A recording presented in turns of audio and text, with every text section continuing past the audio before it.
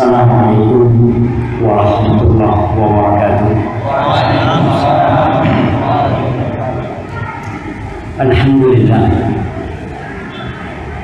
alladzi arsala rasulahu bil huda wa dinil haqq liyudhhirahu 'ala ad-din kullihi walau karihal musyrikun.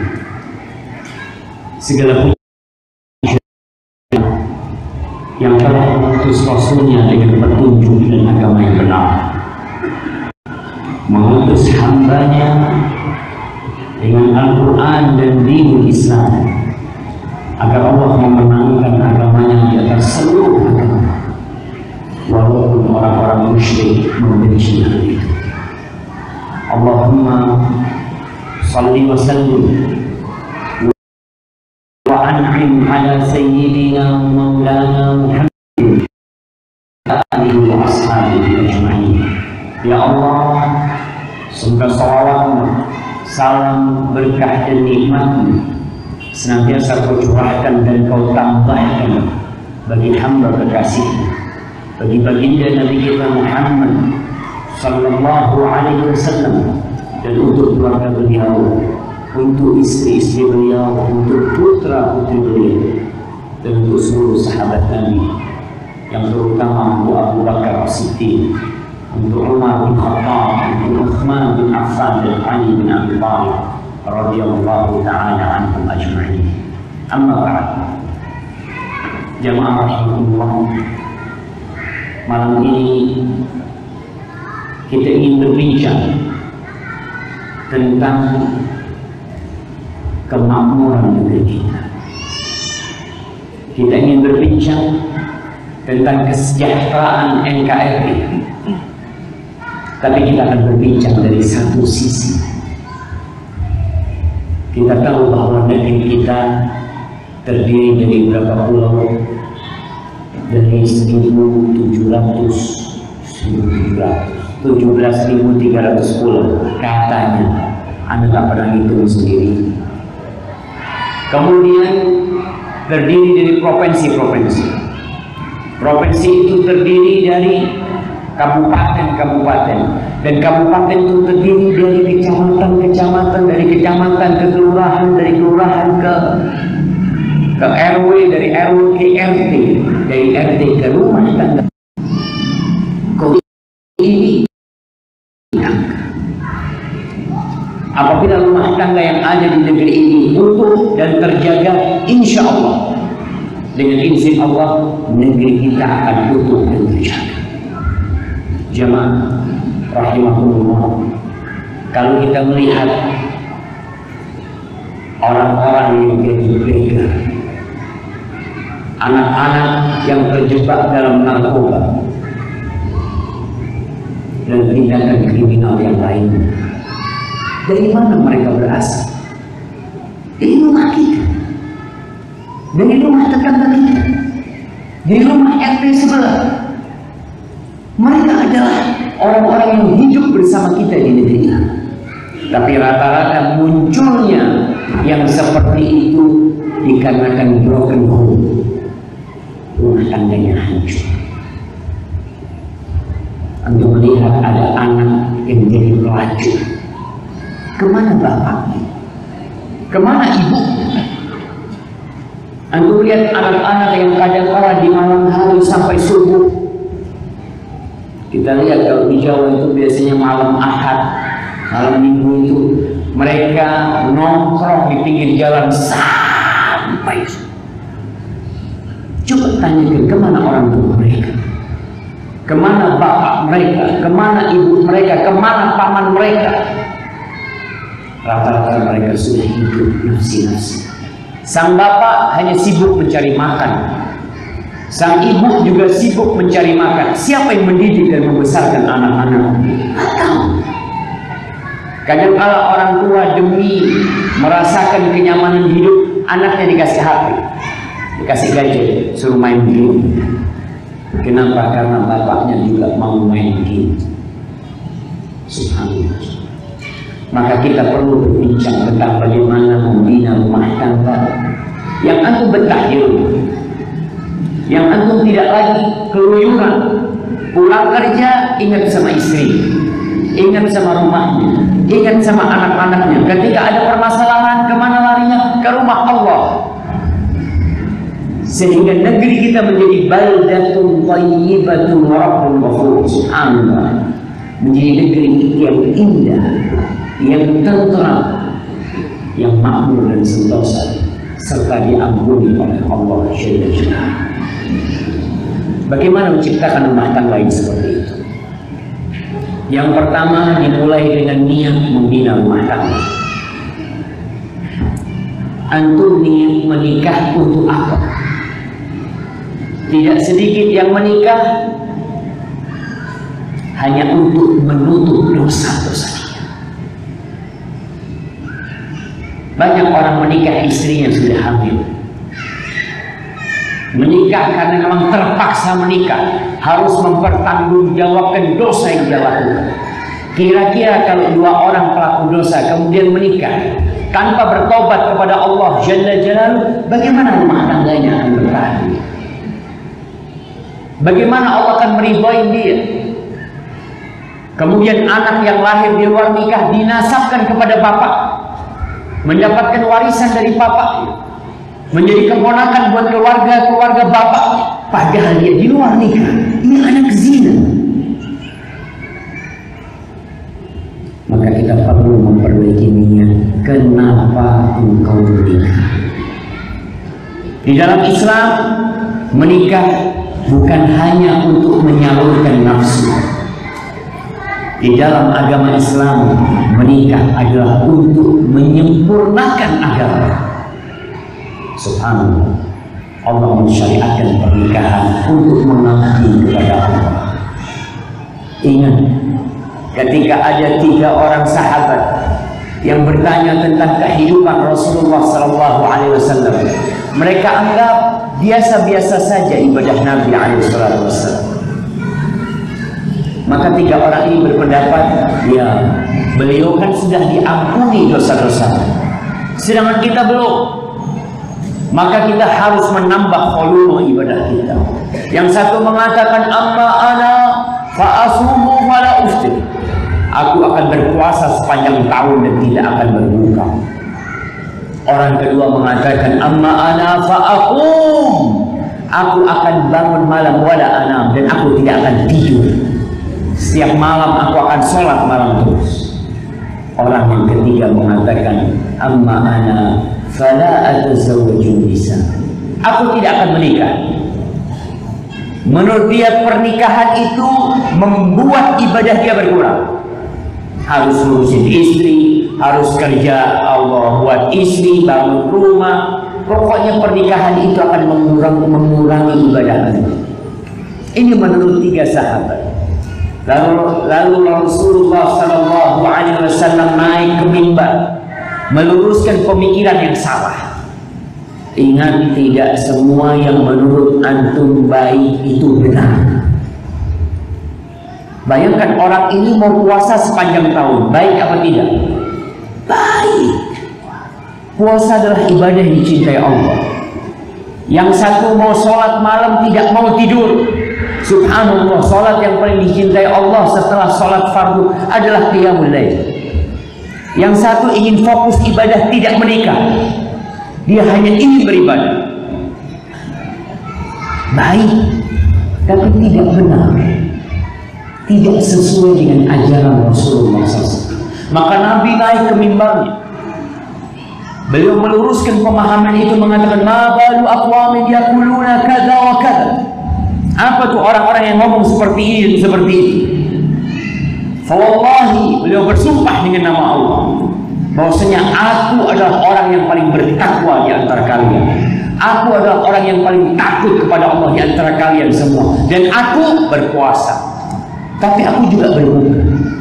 Aku sholat malam dan aku tidur. Dan aku menikah dengan wanita. Barang siapa yang benci sunnah pun bukan dari golongan. Subhanallah. Faman raghiba an sunnati falaysa.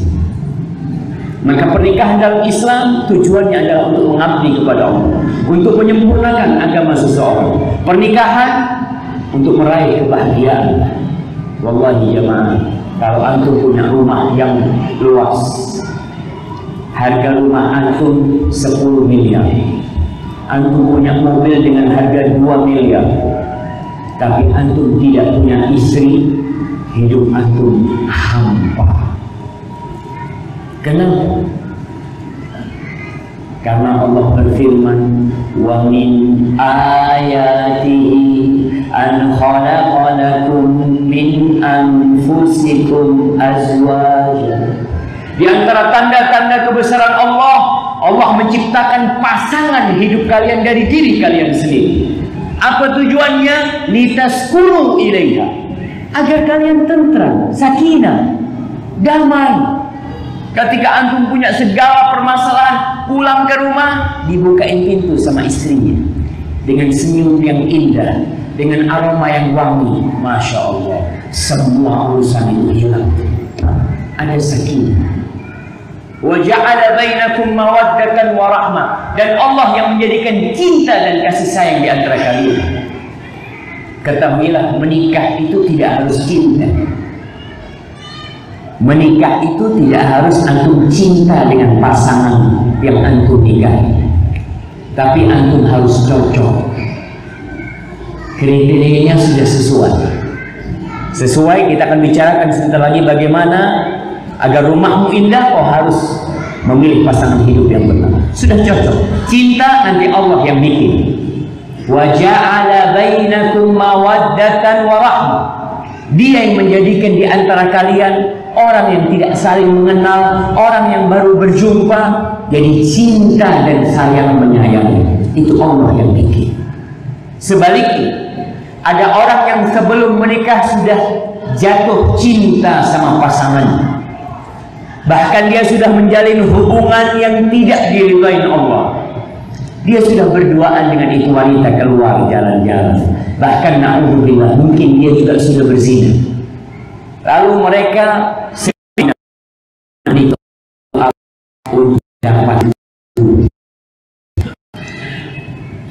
karena semua yang haram sudah kau lakukan sebelum menikah. Sekarang kau menikah untuk apa? Untuk diridhai Allah? Tidak. Kau untuk dapat buku hijau, untuk meresmikan hubungan yang tidak diridhai Allah, supaya diridhai manusia. Manusia melihat, oh fulan sudah menikah, sudah punya buku hijau.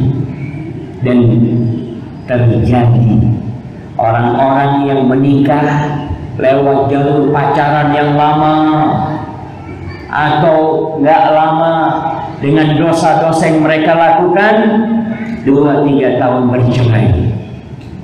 Bahkan ada yang 6 tahun pacaran, lalu menuju ke pernikahan setelah 6 hari bercerai.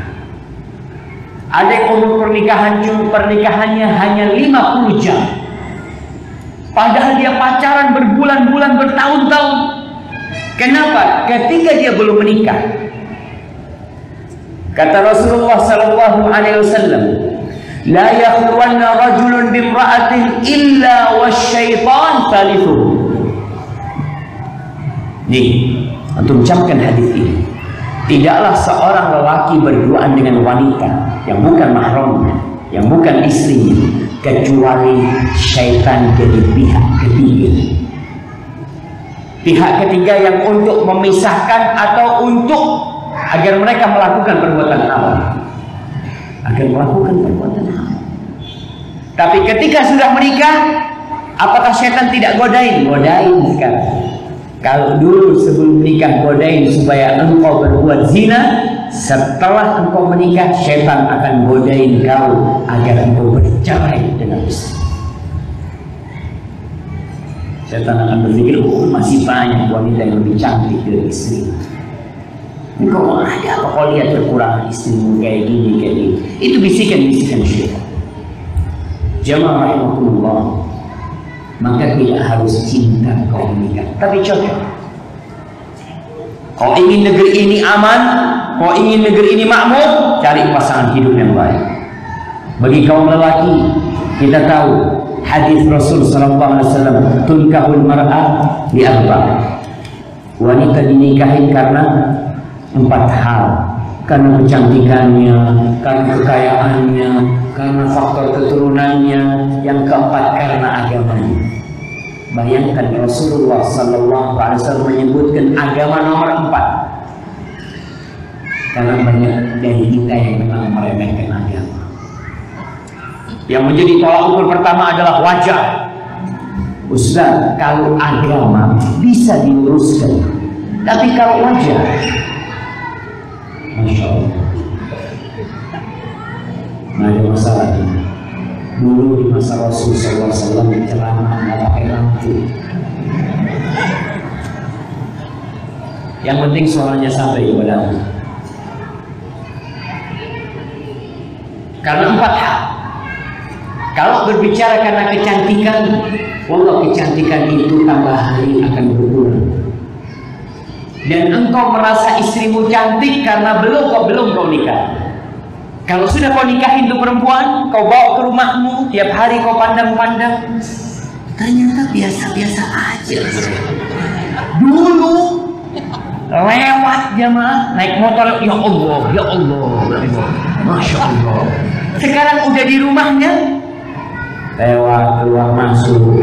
Dulu pakai kerudung di luar ya, Masya Allah. Di rumah udah nggak pakai kerudung, dia lihat, Allah masih cantikan istri tetangga.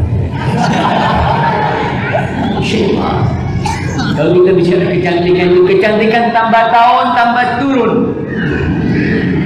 Perempuan itu Masya Allah. Ya, tidak semua wanita. Ada wanita yang sibuk dengan Masya Allah. Ada wanita yang sibuk dengan perawatan wajah. Kenapa? Karena dia tahu dia semakin turun. Bahkan ada yang bedaknya sampai 2 cm supaya ya keriput-keriput itu hilang. Tapi kau sudah tua, tubuhnya pun tidak seperti dulu. Yang dulu semampai, Masya Allah, awal nikah beratnya 49, Masya Allah, tingginya 170. Nikah dapat 1 tahun, beratnya jadi 94. Besar banget, Masya Allah. Ini kayaknya bukan wanita dulu aku nikahin, tapi dia udah seperti itu. Kau yang membuat dia jadi gemuk. Dia harus hamil anakmu, harus menyusui anakmu, kau harus terima dia. Kalau bicara kecantikan itu cuma akan hilang dan berguna. Apalagi kok tiap hari kau lihat. Antum sebelum punya mobil, antum mempunyai kepingin mobil. Setiap mobil itu lewat, ya Allah, kapan aku punya mobil itu? Ketika antum di lampu merah, naik motor dilihat, ya Allah, ini mobil yang aku inginkan, Masya Allah. Setelah antum inginkan, dapat seminggu, 2 minggu. Apa sih kelebihan mobil ini? Nggak ada, karena antum sudah memiliki. Kalau bicara kekayaan itu bisa hilang. Bicara faktor keturunan, bisa jadi antum diinjak-injak oleh keluarga istri antum karena dia lebih terhormat daripada antum. Tapi kalau bicara agama, Rasulullah SAW mengatakan, "Fadfar binadidin hadibatita." Kau ingin beruntung, ingin selamat, ingin makmur hidupmu, maka beruntunglah dengan wanita yang agamanya baik. Selesai. Kalau wanita agamanya baik, Masya Allah jemaah, setiap antum pulang rumah, siapa yang bukain pintu? Istri. Masya Allah. Faktor. Antum ditanyain sama istrinya, "Bang, mau yang panas apa yang dingin?" Masya Allah. Gimana antum nggak betah di rumah? Setiap pulang ditanyain mau yang panas apa yang dingin. Tapi sebagian wanita kalau pulang rumah, suaminya tanya, "Dari mana aja kau? Lama banget," gitu. Masya Allah. Terus suami nggak pengen pulang. Ya Allah, kata dia, salah ada pulang jam segini. Ada yang seperti itu. Tapi kalau agamanya baik, Masya Allah, suaminya marah, dia sabar. Itu istri yang baik. Dan antum tidak akan seperti kucing sama istri yang soleh. Antum tahu sebagian wanita itu, Masya Allah, kalau suaminya makan, dikasih makan, kalau makan, nah, nih semuanya ada di sini, nih airnya, ditinggal. Ada seorang suami, Masya Allah, dia pas mau makan disediain sama istrinya pergi mau nonton TV. Apa kata suaminya? Dah finish, saya bukan kucing. Kasih makan terus tinggal. Itu penting kasih makan tinggal. Duduk di sini temenin suami. Ya seharusnya seperti itu. Itu istri yang soleh. Kalau sekedar cantik, ada yang cantiknya buat orang, subhanallah. Ada wanita pandai bersolek, tapi buat orang lain, tidak buat suaminya. Sampai kejadian di Surabaya, ada yang cerita. Ada suaminya ini pulang dari kerja, dia jalan kaki ke rumahnya. Sebelum sampai rumahnya, dia lihat becak keluar dari rumah. Ada perempuan naik becak itu. Perempuan itu senyum-senyum sama suaminya. Dia lihat, senyum juga. Siapa perempuan tadi? Loh, ternyata istrinya. Antum bisa bayangkan, istri dia tadi. Karena wanita kalau mau walimah, mau kondangan, Masya Allah, dia berias dengan semua rias. Tapi kalau di rumah, Masya Allah, dia ambil sarbet, dia gosok wajahnya. Akhirnya suami pangling dengan wanita kayak itu. Padahal perempuan kalau mau bersolek buat siapa? Buat suami. Dan itu istri yang soleh. Jadi cari agama yang baik. Yang kedua, cari wanita yang subur. Yang subur itu yang banyak anaknya. Masya Allah. Yang kena sarung suaminya langsung punya anak. Itu ada wanita yang subur, Masya Allah. Rasulullah SAW mengatakan, tazawwajul walud dan wadud. Al-a'ud, nikahilah wanita yang subur dan pengasih. Ada wanita yang susah punya anak. Antum berangkat ke dokter 2 tahun, 3 tahun tidak punya anak, 4 tahun, susah. Pernah seorang sahabat mau menikahi wanita cantik, terhormat, tapi mandul. Dia sudah menjanda beberapa kali nggak punya anak. Izin nih sahabat, ya Rasulullah, inni asabtu imra'atan dzata mansibin wa jamal. Nih aku dapat wanita ya Rasulullah SAW, dia terhormat dan dia cantik sekali. Tapi masalahnya satu, dia nggak bisa punya anak. Kata Nabi, kau jangan nikah. Datang lagi yang kedua, kata Nabi sallallahu alaihi wasallam. Datang lagi yang ketiga, la tazawwajul walud dan wadud. Nikahilah wanita yang subur dan penyayang. Kenapa? Fa inni mukatsir bikumul umam yaumil qiyamah. Aku nanti pada hari kiamat akan berbangga-banggaan dengan banyaknya umat. Maka tujuan menikah salah satunya adalah memperbanyak umatnya Nabi Muhammad SAW. Bukan hanya untuk menyalurkan hasrat dan nafsu lah. Itu salah satu tujuan. Maka cari wanita yang subur, tapi penyayang. Kenapa harus penyayang? Soalnya kalau wanita subur tidak penyayang, kasihan anak antum. Punya anak 7, suami pulang kerja, Assalamualaikum, waalaikumsalam, kata istrinya sambil duduk pegang HP.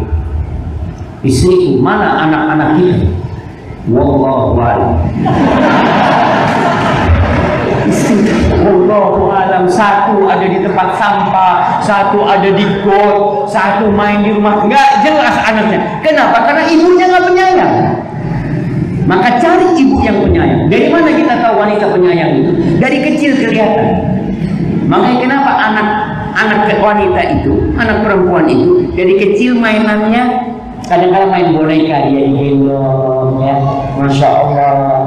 Kadang-kadang dia kalau melihat anaknya orang perempuan, Masya Allah, dia seneng banget. Kalau dia sudah mulai jadi remaja, jadi gadis, kau lihat ada perempuan-perempuan yang merasa risih dengan anak kecil, jangan dinikahi. Berarti ini kurang penyayang. Sama adiknya dia nggak sayang.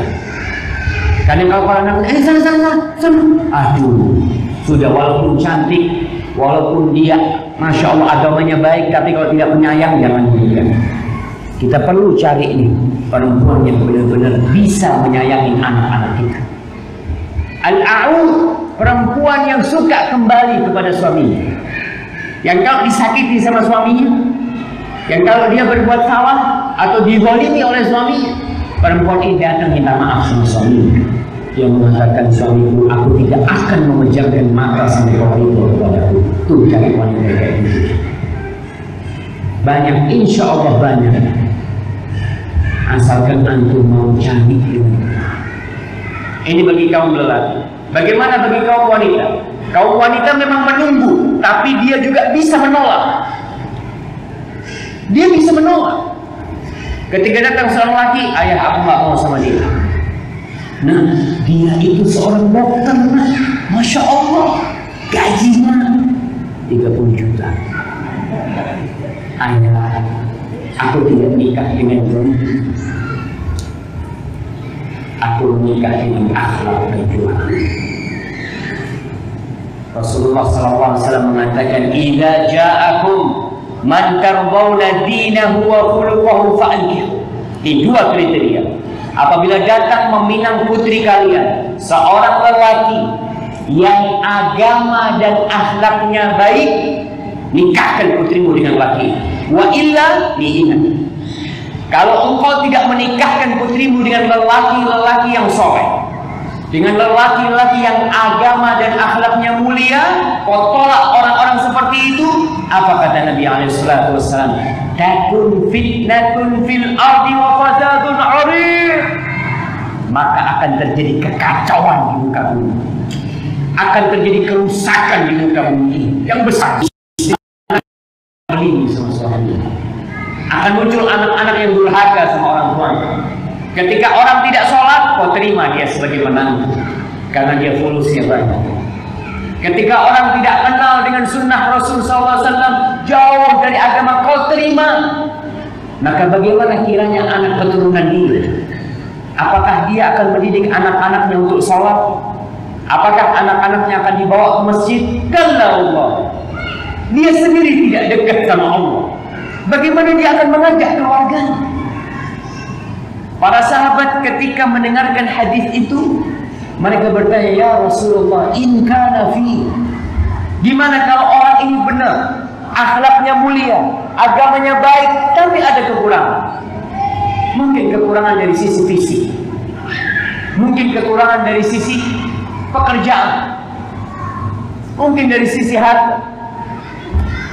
Nabi SAW mengatakan, "Idza ja'akum man tardawna dinahu wa khuluquhu fa'ankihuhu." Beliau 3 kali mengatakan, apabila datang lelaki yang baik agama dan akhlaknya, kawinkan anak kalian. Kawinkan anak kalian. 3 kali belum mengingatkan. Kekurangan yang lain insya Allah bisa dilengkapi dengan yang lain.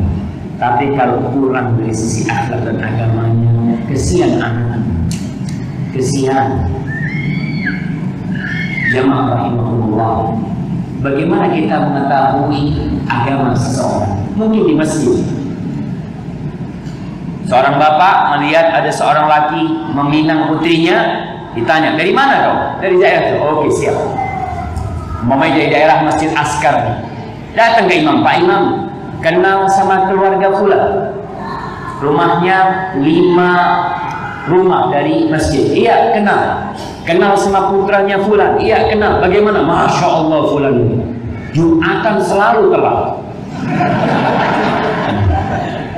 Sudah tahu, oh berarti kalau Jumatan telat, apalagi yang lain, secara agama sudah dihapus. Baik, tanya imam, "Masya Allah, fulan selalu sholat subuh di shaf pertama." Alhamdulillah, agamanya baik. Akhlak jangan tanya di masjid. Di masjid semuanya baik. Kalau mau tanya akhlak di mana? Di tempat dia kerja, sama sahib-sahib dia. Datang ke tempat kerjanya dia. "Afwan, kenal sama fulan." "Oh iya, dia teman sekantor sama." "Kenapa?" "Dia mau minang putri anak. Anak mau tanya bagaimana akhlak dia." "Fulan ada, Masya Allah, Masya Allah." Adzan langsung ke masjid. Tapi setiap makan bersama ke warung, selalu dompetnya ketinggalan. Nah, berarti bakhil. Sudah ketahuan. Wanita itu kalau dikasih 2 pilihan. 1, suami yang tampan tapi bakhil. Yang kedua, suami yang biasa-biasa saja tapi dermawan. Pilih yang mana? yang dermawan, kalau wajahnya dilihat orang banyak, tapi kalau duitnya dia nggak kasih ke anak, dapat dari mana kita dulu? Ada laki-laki yang buruk akhlaknya dari sisi masalah fulus, masalah daulat. Ada fulan, masya Allah, mamanya sholatnya bagus, tapi punya utang nggak bayar-bayar, itu akhlak yang nggak baik. Maka cari yang agama dan akhlaknya mulia. Urusan agama itu hablum minallah, hubungan dia sama Allah baik. Akhlak hubungan dia sama makhluk. Dan wanita kalau tidak memilih ini, berarti saat kita pilih lulusan pesantren. Secara agama oke, mungkin dia hafal Quran, dia menjadi imam, tapi masalah akhlak perlu tahu. Jangan cuma karena dia lulusan pesantren lalu kau terima, enggak. Masya Allah, kita baru buka dima. Khair, insya Allah kita lanjutkan setelah salat isya.